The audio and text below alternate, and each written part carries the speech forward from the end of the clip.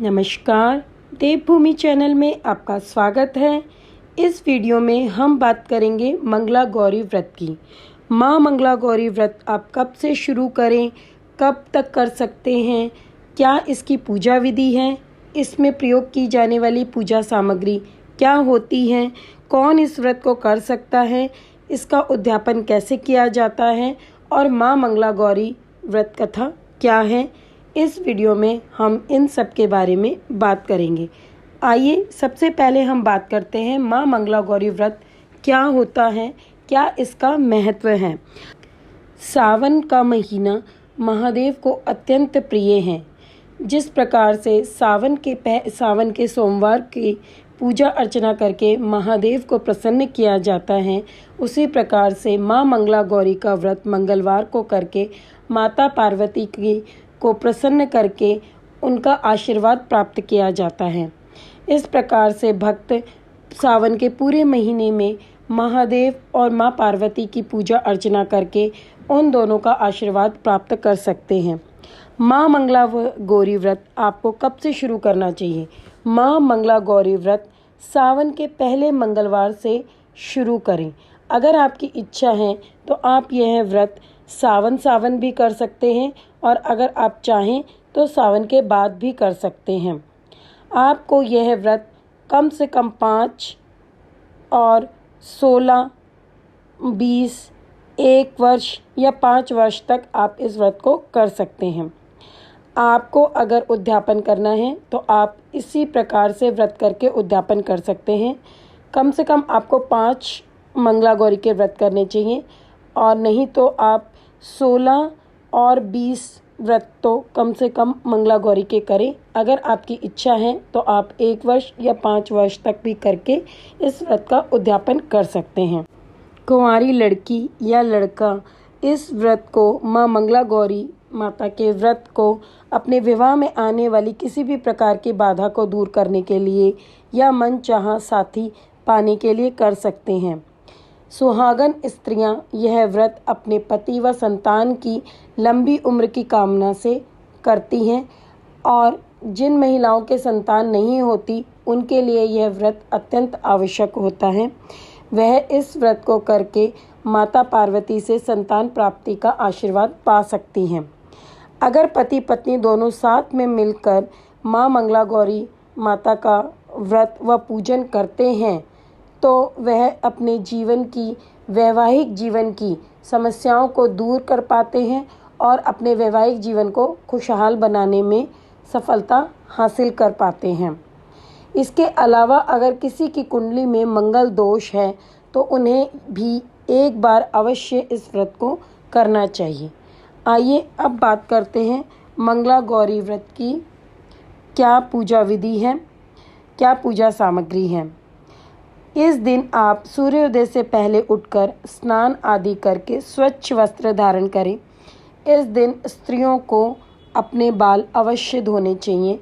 बाल धोने के बाद माता मंगला गौरी व्रत का संकल्प करें।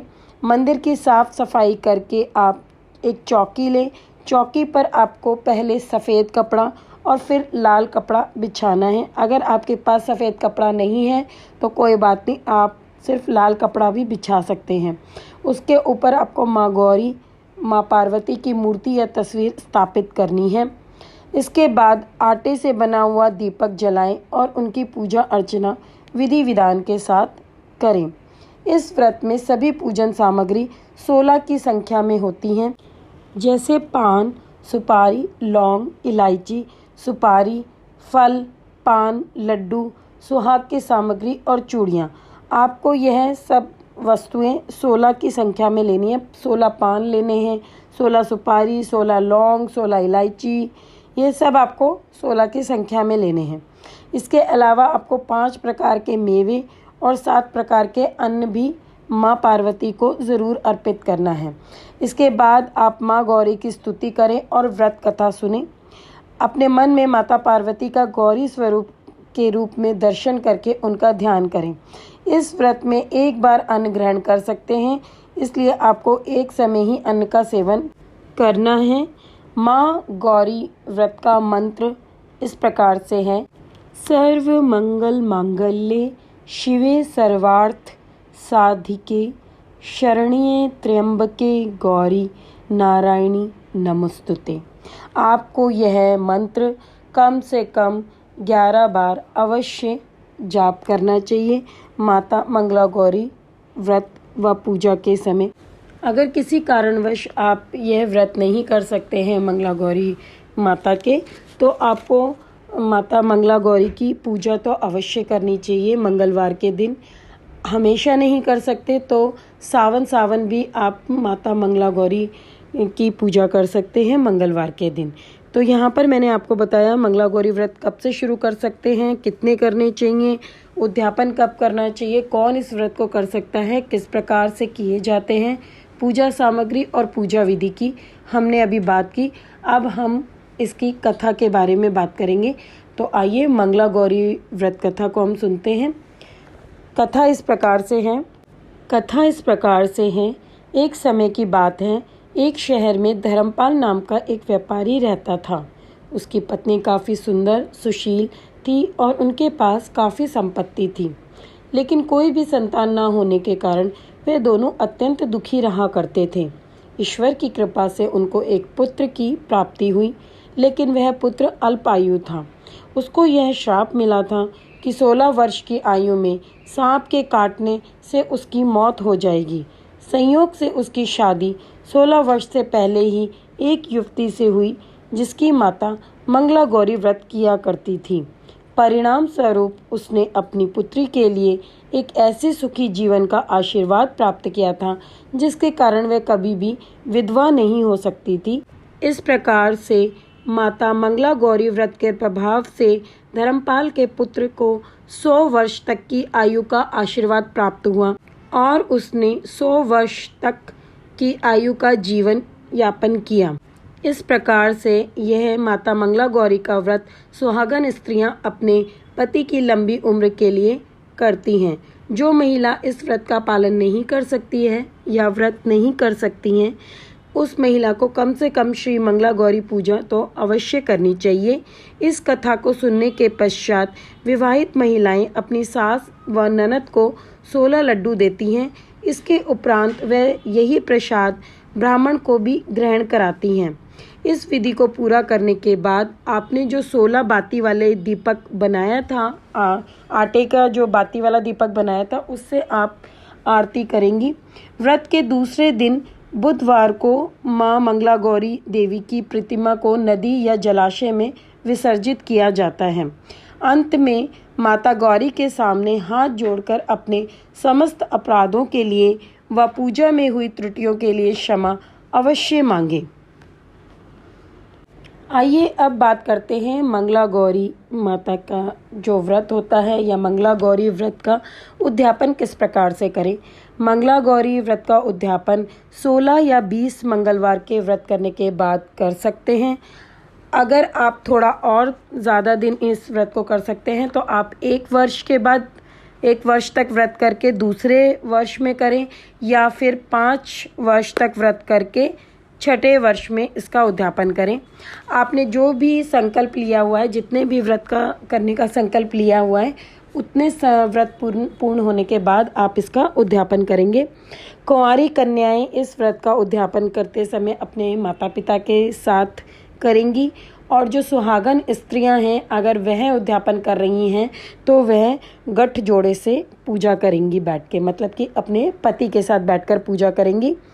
इस व्रत को जिस दिन आपको उद्यापन करना है, आपको उस दिन कुछ नहीं खाना है। 1 दिन पहले आपको मेहंदी लगवानी है।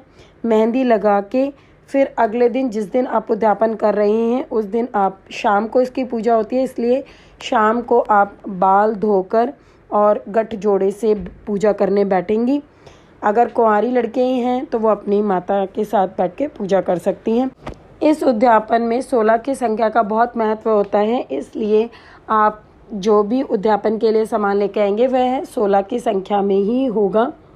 आप इसके लिए 16 सुहागन स्त्रियों को बुलाना है। 16 अगर ब्राह्मण ही नहीं मिल सकती तो आप 16 सुहागन स्त्रियां भी बुला सकते हैं।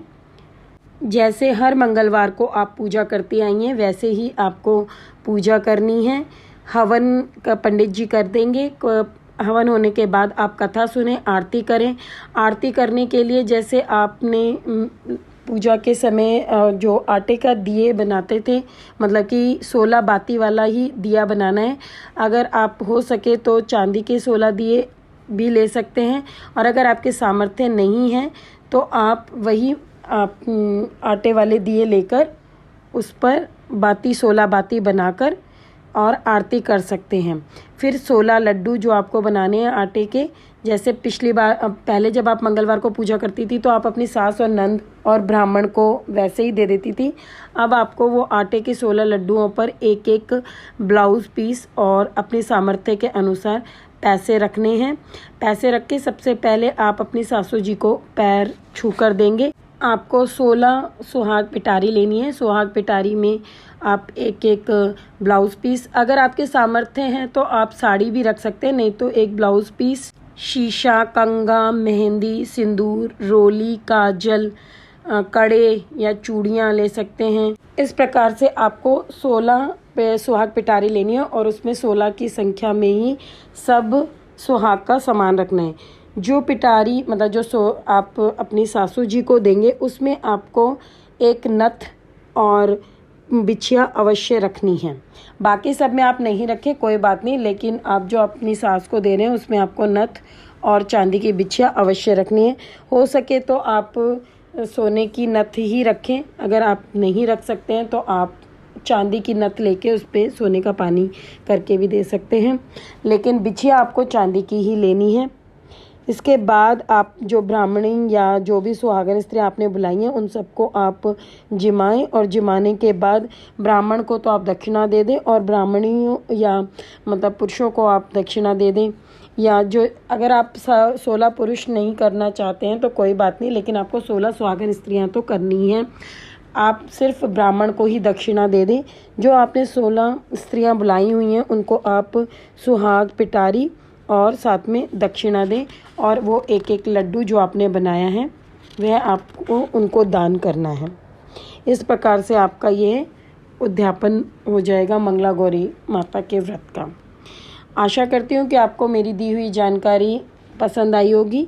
वीडियो पसंद आने पर लाइक और शेयर करना ना भूलें, और अगर अभी तक आपने मेरे चैनल को सब्सक्राइब नहीं किया है तो आप उसे सब्सक्राइब कर लीजिए। जय माता दी।